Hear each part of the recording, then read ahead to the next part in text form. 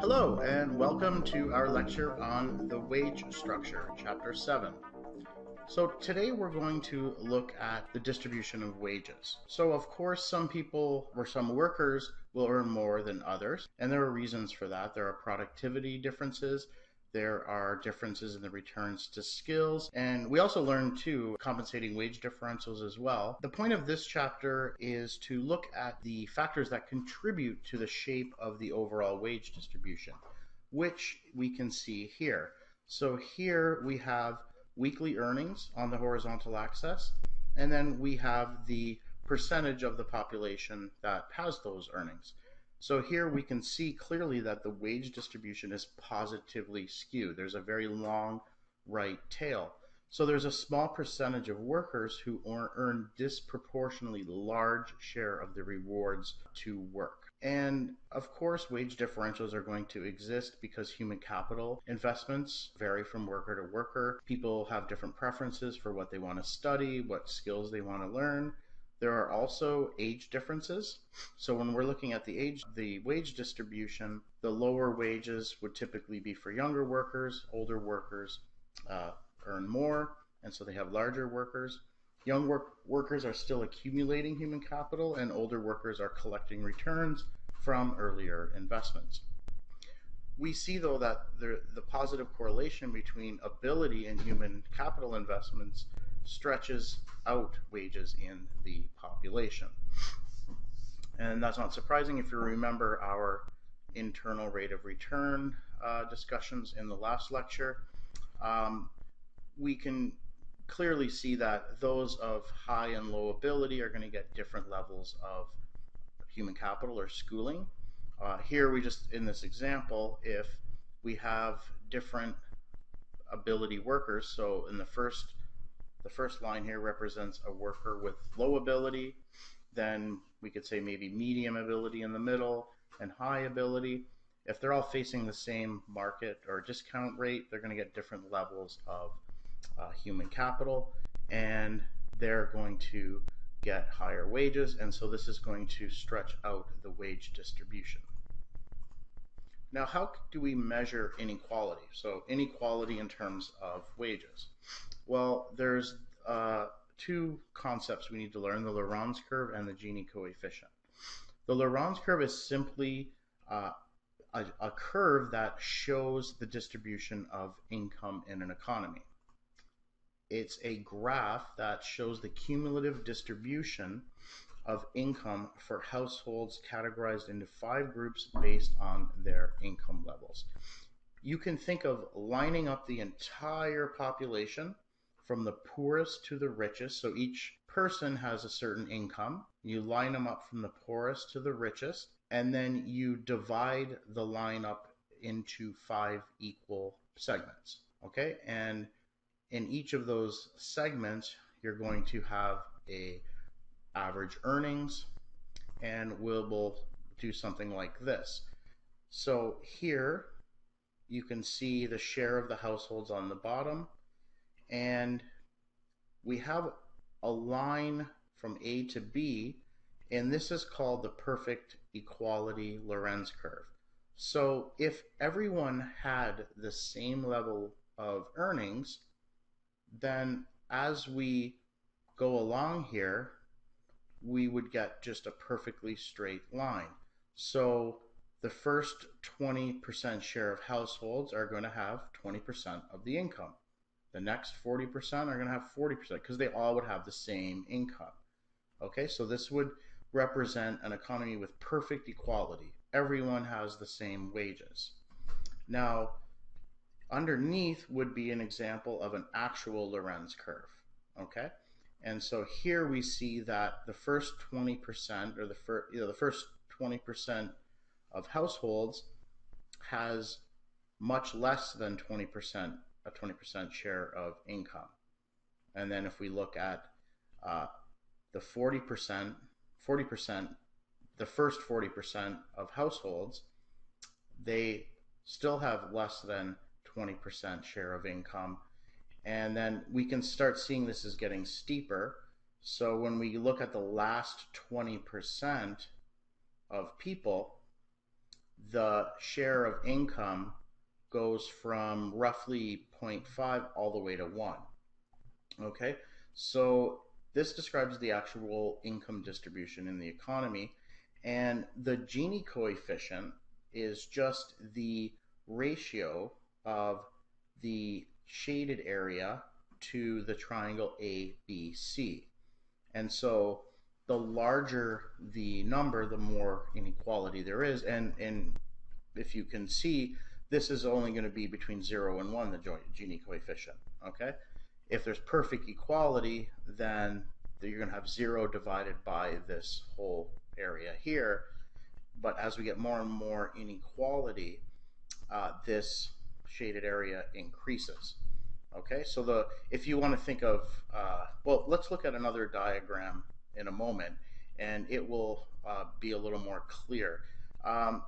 First, let's think about a Canadian example. So here we have different years. We have our 5 different groups. Okay, again, think of taking all the people in the population and making a straight line with the poorest person at the beginning of the line and the richest at the end. And then taking that line and dividing into 5 categories. So if we do that, we'll get something like this. And we can see here, we have our 5 different groups. In 1961, the lowest 20% of the income earners only had a 4% share of the total income. So that you could think of that as like they only had a 4% share of the economic pie, the overall economy's wealth. Whereas the last 20%, they have 44% of the overall wealth. And if we look at this over time, we see that they've varied, but consistently the group of households with the highest income received over 40% of the total income. And then the lowest group has 5 or less percent of the total income. These are the average earnings within each category, and the average of the total 7,500. So if we were to construct a Lorenz curve out of this, we would simply plot these values.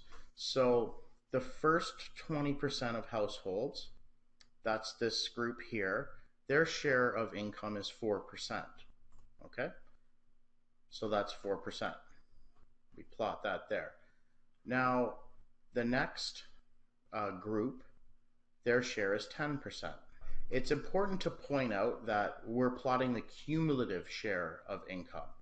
Okay, so the second group represents 10% of the overall income, so that's their share of total income, but we're plotting the cumulative share. So for the lowest 40%, the cumulative share is the 4 plus the 10, so it's actually 14.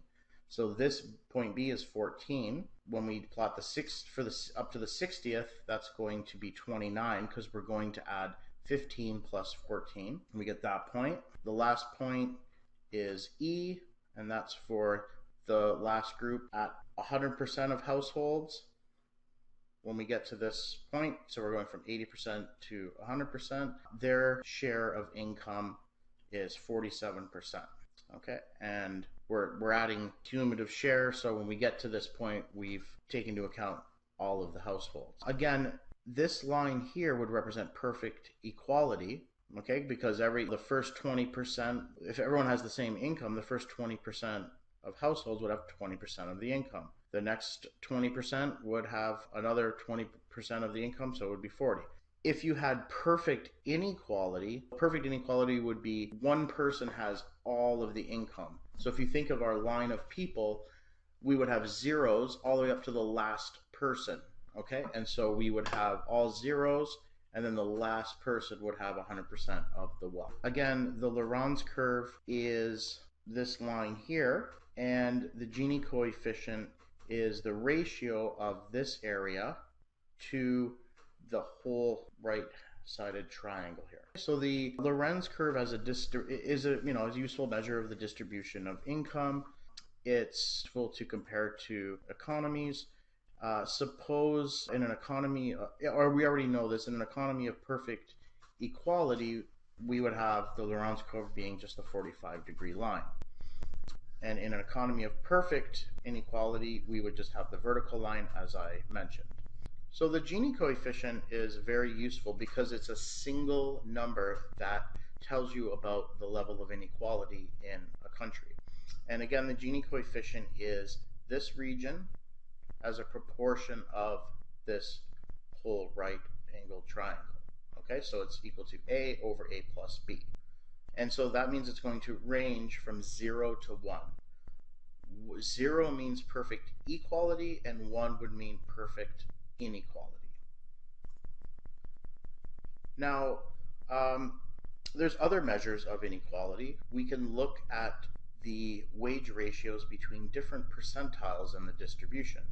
So one example would be the 90-10 wage gap, and that's the difference in the 90th and 10th percentiles as a percentage of the 10th percentile wage. So it would be the difference divided by the wage in the 10th percentile.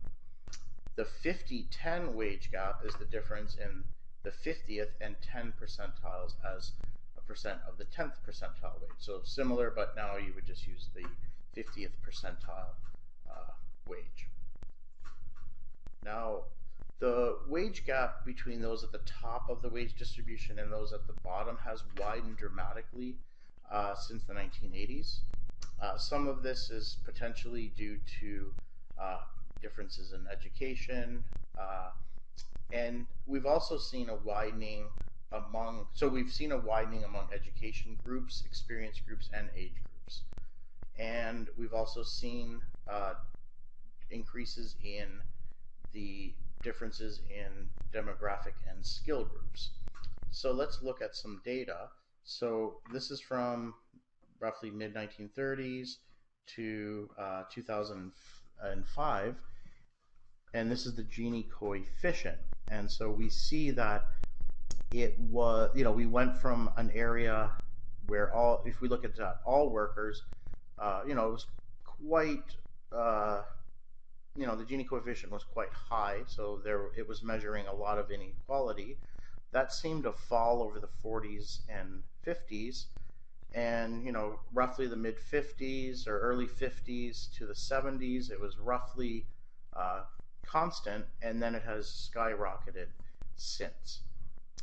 So it was roughly stable until about 1970.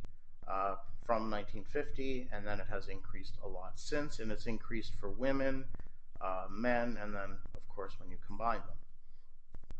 Now, this chart here is the 80-50 wage gap, and so we can see that much of the increase in the Gini coefficient in the past 30 years was due to a widening of the 80-50 wage gap. Okay, so this is stretching out the income at the upper end of the distribution. So that's mainly responsible for the increase in inequality. People in the lower end of the distribution, there's not much going on there. It's you getting the stretching out effect on the right hand of the distribution.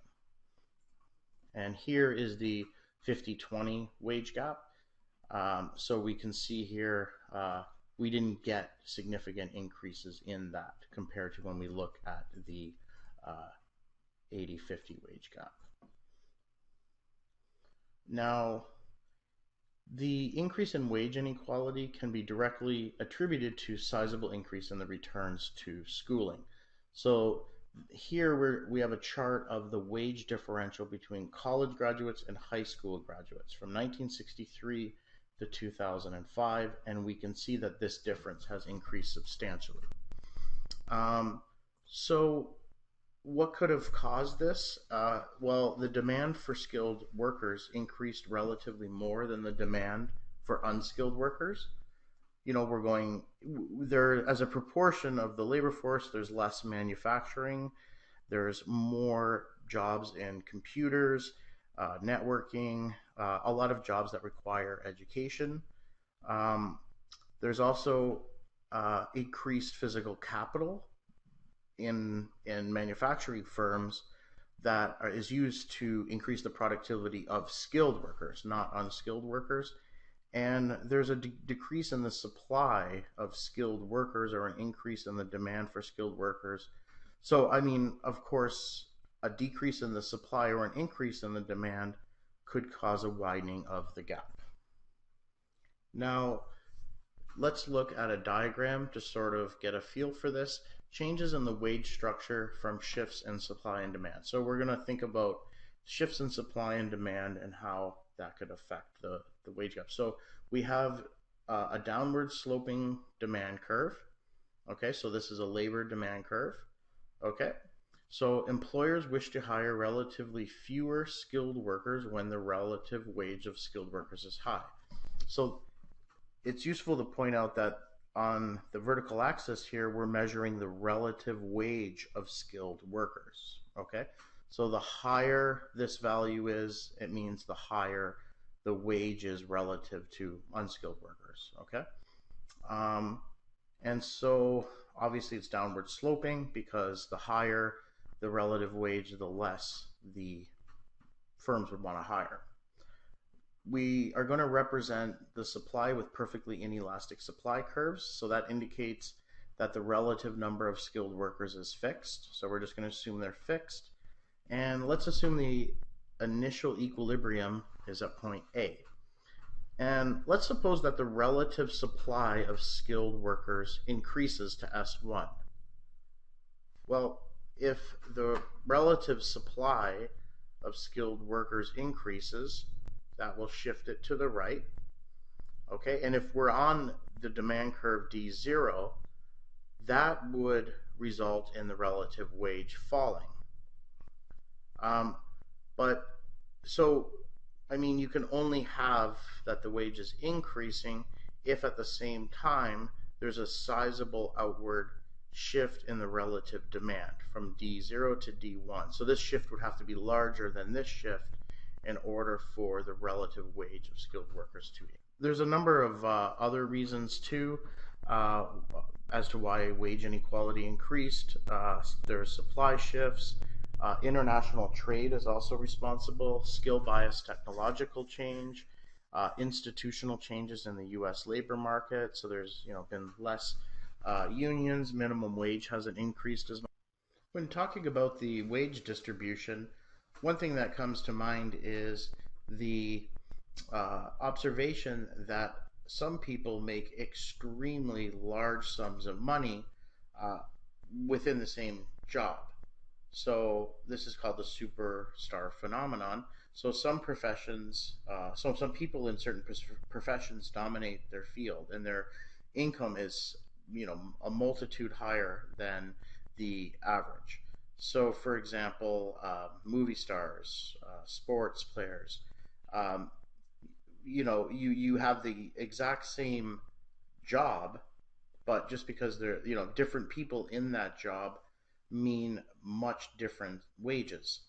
And, it's not that surprising. What's going on here is that you only, you have only a few sellers have the exceptional ability to produce quality goods or talent or singing very good, that we demand we demand a very large, if you think of top actors, the demand to see them is very, very large, and people are willing to pay a very large premium.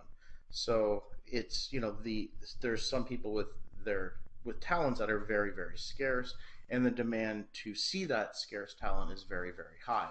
And so, of course, then the income for those people are going to be very, very high as well.